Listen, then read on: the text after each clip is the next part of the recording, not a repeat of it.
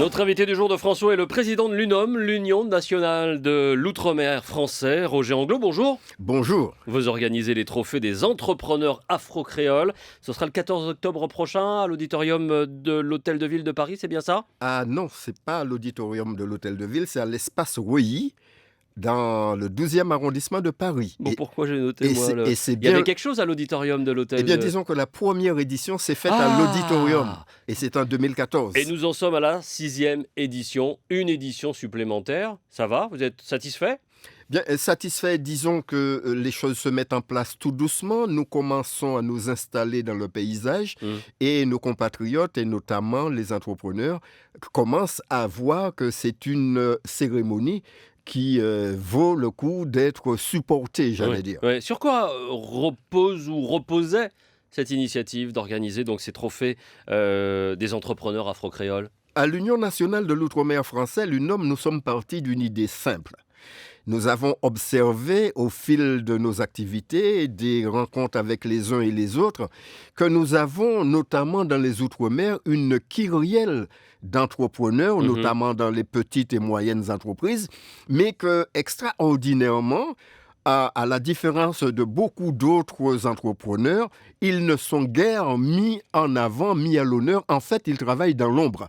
Et nous avons donc souhaité montrer à nos compatriotes et surtout aux jeunes générations que nous avons des entrepreneurs qui méritent d'être supportés et qu'il fallait les voir, qu'il fallait voir ce qu'ils faisaient, qu'il fallait les aider à avancer, à se développer. Une sorte d'exemplarité que vous vouliez montrer à la jeunesse outre-mer, qu'on est capable d'entreprendre, que l'on soit ou pas de l'outre-mer.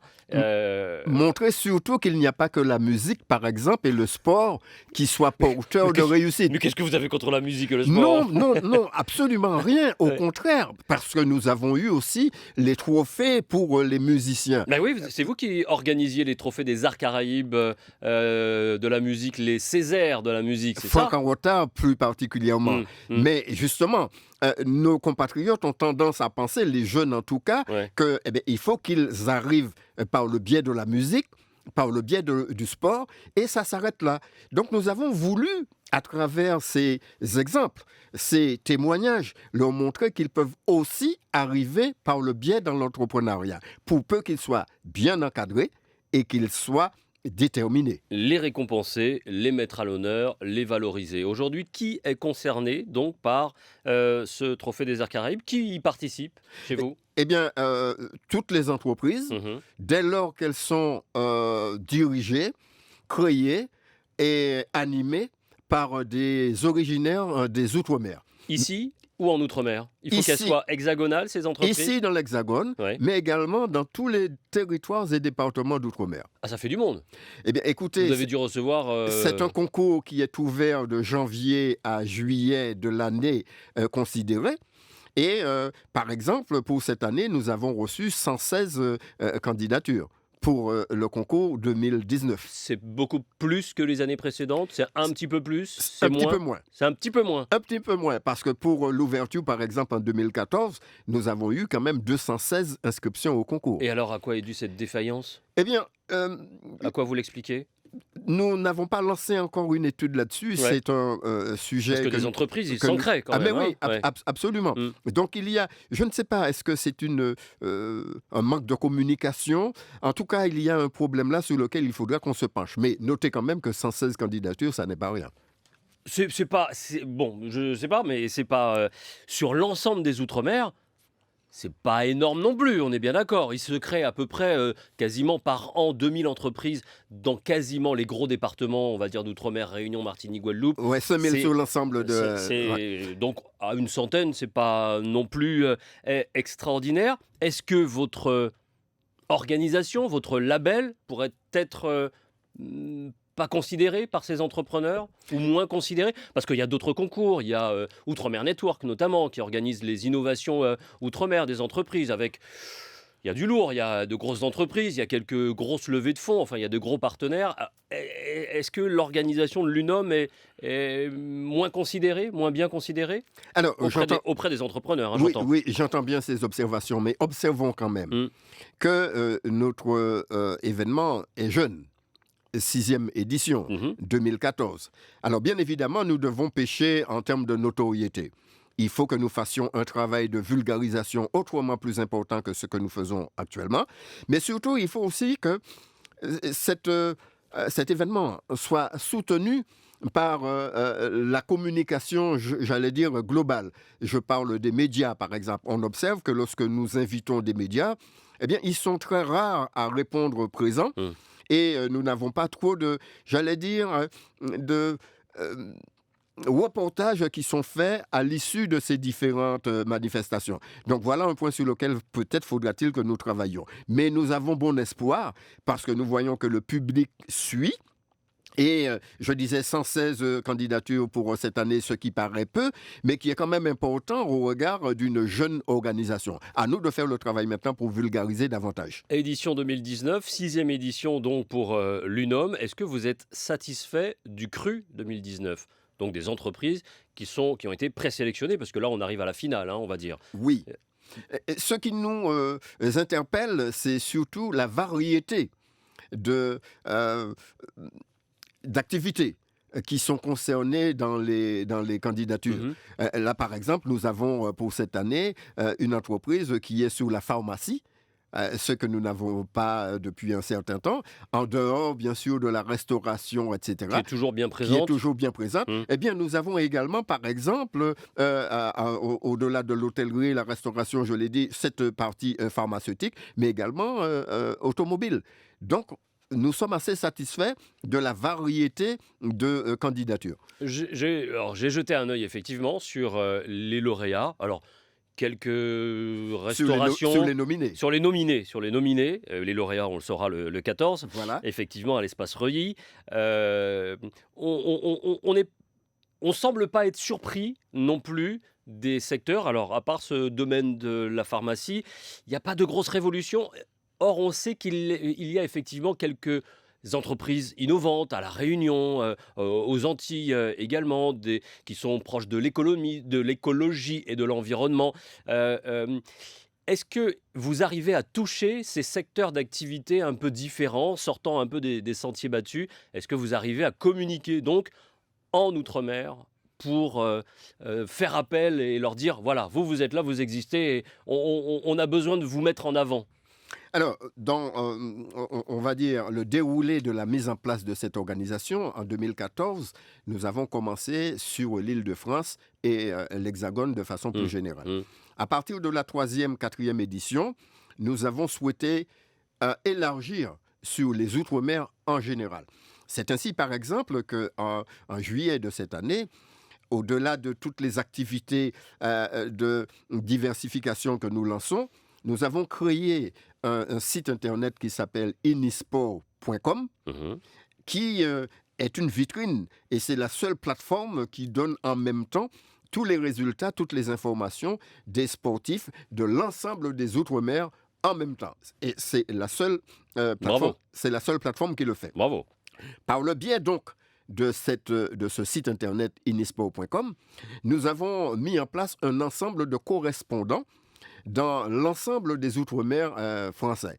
Donc aujourd'hui, nous en avons en Guadeloupe, en Guyane, à La Réunion. Donc nous prospectons maintenant. Le travail est en train de se faire. Le travail est en train de se faire, notamment pour faire connaître les trophées des entrepreneurs afro-créoles et ramener ces innovateurs, ramener ces talents qui sont dans l'ombre. On parlait tout à l'heure d'une Martiniquaise qui a créé une procédure pour l'IRM. Pour l'IRM. Et bien sûr, ça ne se sait pas.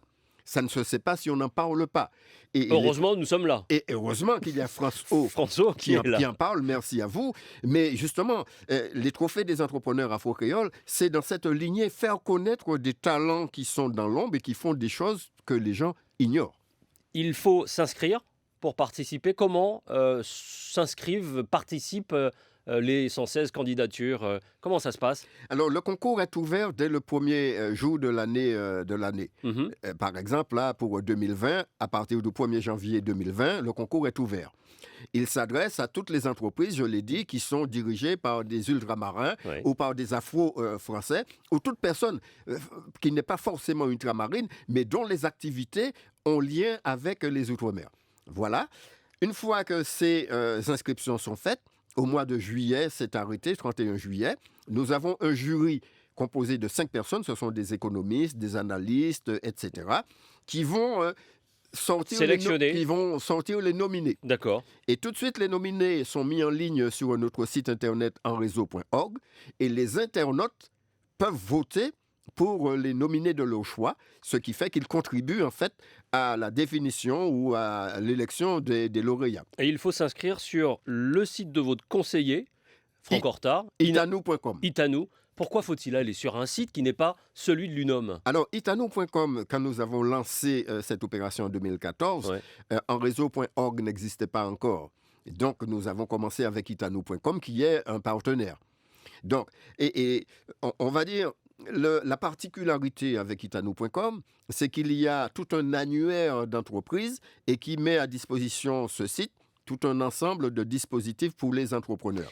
À partir de là, donc, quand l'inscription est faite sur Itanou, il y a un lien automatique sur enreseau.org et à partir de ce moment-là, la sélection est faite. Mais nous réfléchissons, votre question est pertinente, nous réfléchissons Vous me voyez sourire parce que Oui. vous n'êtes pas en train de les perdre, ces gens-là? Non, pas du tout. Il y a l'UNOM, c'est vous organisez. Il faut aller s'inscrire sur un autre site, Itanou, que vous dites partenaire, Oui. qui lui-même va aller sur enreseau.com. Enfin, vous voyez, et comment vous communiquez? C'est qui? C'est l'UNOM? C'est Itanou? C'est en réseau? Vous voyez, je trouve qu'on se perd. Je peux vous dire, je vais me faire l'avocat du diable, mais on a le même problème ici. François, la première et tout ça, on se perd avec tout ça. Donc, je crois savoir un petit peu de quoi on parle quand on a plusieurs marques, en fait, sur un seul sujet. Et je ne sais pas ce que vous en pensez, mais j'ai l'impression qu'il y a beaucoup de choses pour un événement. Mais Il y a 3 sites internet quand même. Ouais, observez quand même, non, il y a 2 sites internet. Il y a Itanou, il y a en réseau, et enfin, il y a 3 appellations. Quoi. Voilà. Observez quand même que c'est totalement transparent pour celui qui s'inscrit. L'entreprise qui va s'inscrire va sur itanou.com. Ouais. Elle va inscrire son entreprise parce qu'il y a tout un référencement avec un ensemble de renseignements qu'il faut donner sur l'entreprise. Ça allège en fait enreseau.org. Et à partir de ce moment-là, il y a un lien direct. Et c'est transparent pour l'entreprise qui s'inscrit. Pour l'entreprise qui s'inscrit. Il y a un lien direct sur enreseau.org. Et nous, sur enreseau.org, et ça c'est pour le jury, on a les informations qu'il faut pour déterminer les nominés. Alors, vous appelez les gens, la population, à voter. Sur quoi elle va, sur quel site elle doit aller pour voter pour une entreprise, pour désigner une entreprise. Les internautes reçoivent le moment venu, donc vers... C'est maintenant, hein, c'est ouvert. Ah non, c'est clos maintenant, puisque la Ils manifestation... peuvent voter. Là, moi, j'ai pu voter ce matin. J'ai pu voter ce matin. Alors... J'ai pas voté, mais j'ai pu voter. D'accord. D'accord. Et alors, comment on fait? Comment on fait pour aller voter? Moi, j'ai vu que c'était encore ouvert jusqu'au 5 octobre. Ah non, hein, Oui, donc il doit y avoir une petite faille là qu'il faudra qu'on voit. D'accord. Bon, Donc, en tout cas, sur quel site ils allaient pour voter? Le moment venu, ils reçoivent une alerte via nos newsletters, etc. Et ils savent qu'ils peuvent aller sur enreseau.org. Tout se passe sur enreseau.org. En fait, il n'y a que l'inscription de l'entreprise qui est sur Itanou, itanou.com. Et après, tout se fait sur enreseau.org. D'accord. Donc, ils vont sur enreseau.org. Ils ont tous les nominés qui sont en ligne. Donc, vous avez j'ai vu les nouveaux et ils nominés. ont la possibilité de voter pour le nominé de leur choix. Donc, ce vote, il est comptabilisé, etc. Et le jury, après, lui il va inclure le vote des internautes avec ses appréciations, ce qui détermine le lauréat. Qu'est-ce qu'il gagne? Qu'est-ce qu'ils gagnent? Oui. Eh bien, ils ont bien sûr le trophée que vous... J'ai vu, très beau. Voilà. Très beau. Ils ont ce trophée. Et nous avons, bon an, mal an, des donateurs qui, sympathiquement, amicalement, nous font des présents qui sont offerts. Pour l'instant, nous en sommes là. Et j'imagine qu'ils bénéficient du réseau? Non seulement ils bénéficient du réseau, mais systématiquement, après l'événement, il y a un networking qui est organisé avec l'ensemble des lauréats, ce qui leur permet de se rencontrer. Et j'ajoute que nous avons, on n'en a pas parlé, mais c'est le moment peut-être de le dire, un club en réseau qui aujourd'hui comporte quelques 40 membres. Et ce club en réseau met à disposition de ses membres un ensemble de procédures, de dispositifs, dont 3 cabinets d'experts.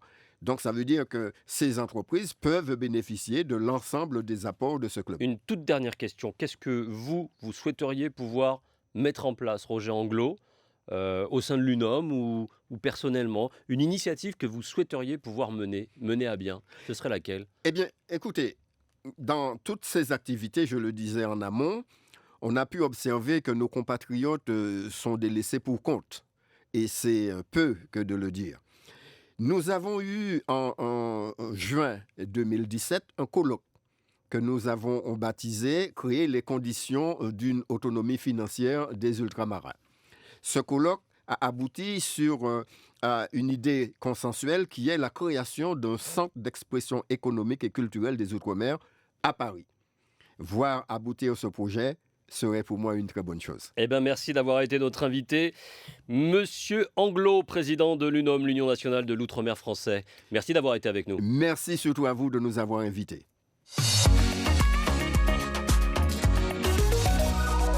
France